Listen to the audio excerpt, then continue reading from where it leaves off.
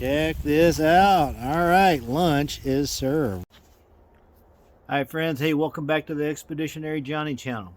Hey, if you've been watching my channel for a while, you might have noticed a certain piece of equipment that I carry around all the time. And I thought it was time for us to do an official review. All right, so that item is the Firebox stove.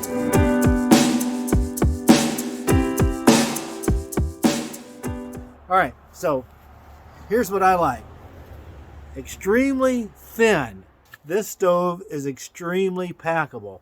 Volume-wise, almost nothing. Weight-wise, now that's a bit of an issue. I got the stainless steel model. It weighs over 2 pounds. Now, there is a lighter version. You can get the titanium version, which is about half the weight. So that does affect as far as the packability. Are you willing to carry this much weight? I'm a day hiker for the most part. I carry it no problem. So if you go with the stainless steel model, I'm going to give it an 8. If you go with the titanium version, I give it a 9. Okay, let's talk about ease of use. Well, first of all, let's go ahead and pull this out, and you're going to see immediately why I like this stove so much. I have very few complaints about this stove. If you don't watch the Firebox stove videos, you might have a little trouble opening it. I first started out thinking you had to pull off the ashtray, and it was a bit of work. No, it's much simpler than that. So what you do is, you got these little stakes right here. You pull them out, just like so. Then the Firebox stove actually opens up like a book. Let's see if I can get the right side here. Just like that. And you can see right here, the ashtray just falls right off. Now once you open it up, you're going to see a bottom. That just folds on down, straight down to the bottom, just like that. And now you've got this very good large stove here. So it starts from nothing and expands to quite a bit. Now how big? Let me show you. All right, so what you can buy is you can get a plate that serves as the lid to our anodized frying pan.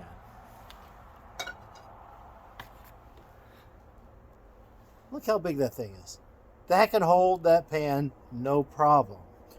So we're still talking about ease of use. So how do you use the Firebox stove? Well, there's many ways, but the normal way, at least for me, is to grab a bunch of twigs.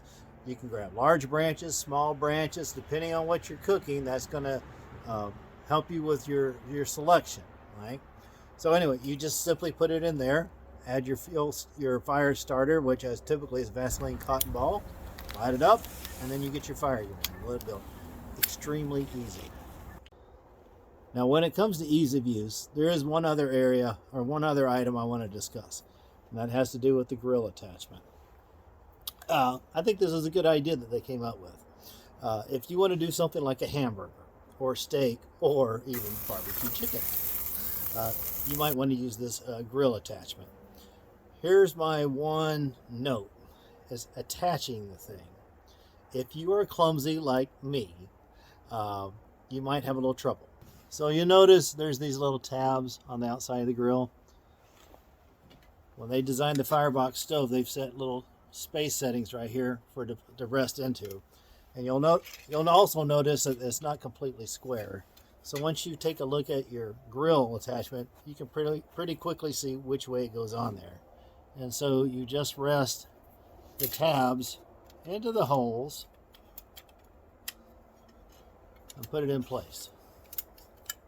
Like so, all right? Now you see it just didn't just lay down in there, right? While this is cold, it's not a problem. But what's going to happen? You're going to put your fuel in here, start it. So putting it on here can be a little tricky. I've used my multi-purpose tool. If you watch the videos of the gentleman that created this, he's very efficiently been able to use his little skewers, his rods, to take right here on this half moon. He's able to nudge it into place.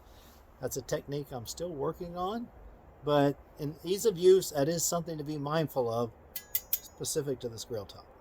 All right, so when it comes to easy use, I'm going to rate the Firebox stove at 9 out of 10. Okay, now let's talk about versatility. This Firebox stove is extremely versatile. Let me give you a couple examples. Let's start with this ash pan. Normally, it slides in here at the bottom. That's going to help you leave less of a footprint, and it's also going to help with airflow. Now, what if you don't always have good wood around you? Maybe you're in an area there's not a lot of twigs or it's wet. Well, there's another option. What if you have those little Esbit tablets? You can take your ashtray, put it up here at the top, and then you can put your Esbit tablets up there at the top. What if you have like an alcohol stove? Not a problem. You can take your rods, and if you look around here on your Firebox stove, you'll see all these holes. Not only does that help the stove breathe and for a very efficient fire, you can take these rods and insert it in there. All right.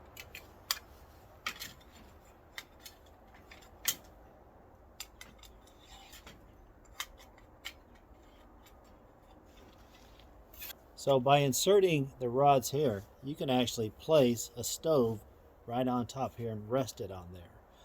And just depending on the size of your stove, you have different rows that you can choose from. Extremely versatile.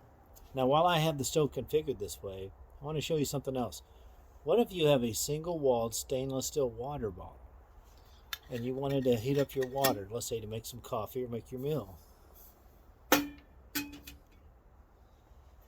You can place your water bottle right inside the Firebox stove. So when it comes to versatility, I'm going to give the Firebox stove a 10.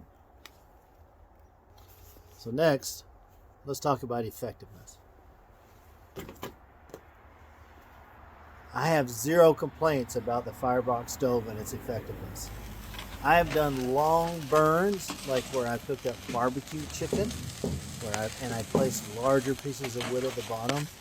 I've done fast burns, where I've made shrimp, I've made rice, I've done jambalayas, I've made walking tacos.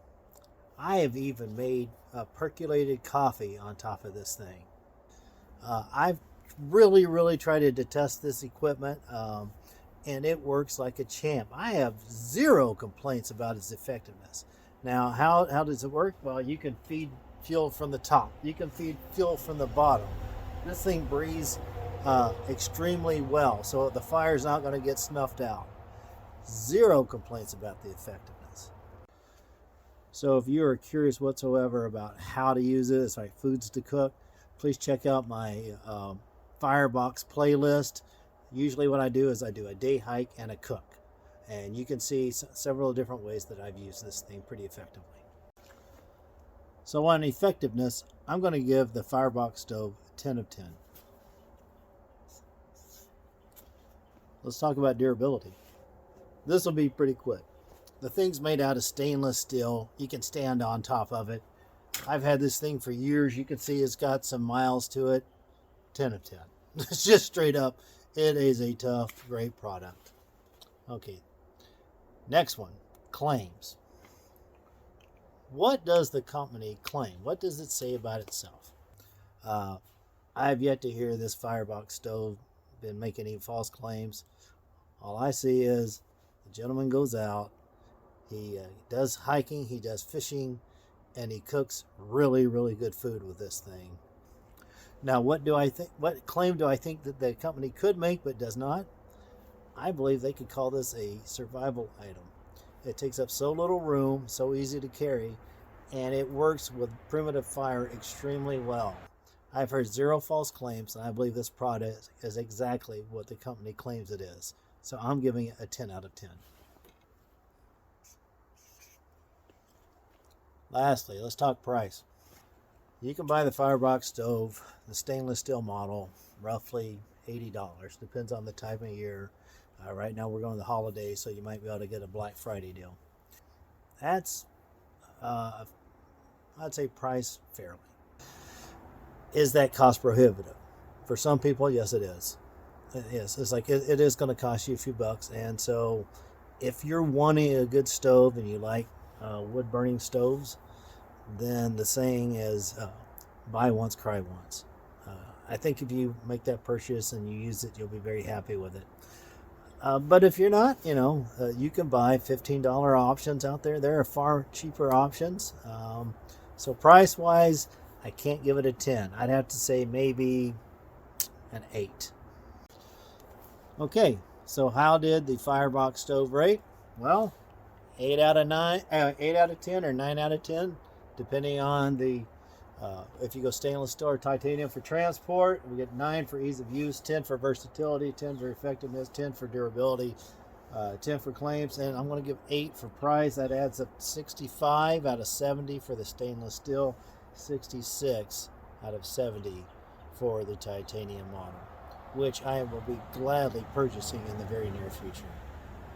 Well, I think that brings things to a wrap. Again, this is just one man's opinion based on my experience with it, and I think it's well worth it. All right, y'all take care and have a great week.